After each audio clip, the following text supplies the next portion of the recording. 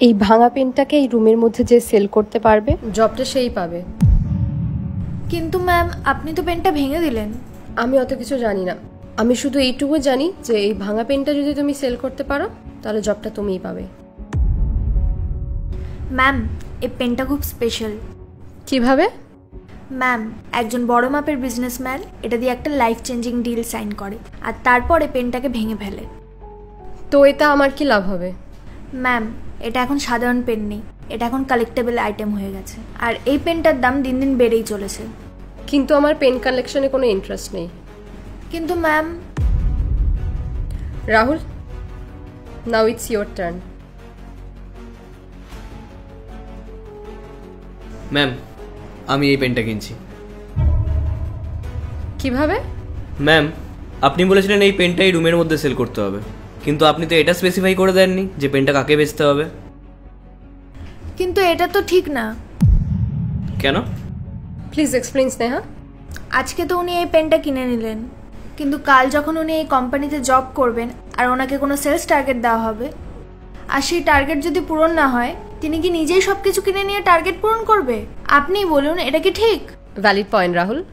দেখুন ma'am, sales complete করার জন্য আমার কাছে মাল্টিপল স্ট্র্যাটেজিস আছে, আর ম্যাম অ্যাট দ্যাট পয়েন্ট মার্কেটে আমার কাছে অনেক কাস্টমারও আছে অ্যাপ্রোচ করার জন্য।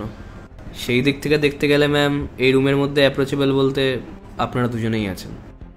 হ্যাঁ তাতে কি? দেখুন ম্যাম, আপনাকে আমি যতই বলি না কেন আপনি আমার কাছ থেকে এই পেনটা কিনবেন না, কারণ আপনারও এই জবটা চাই।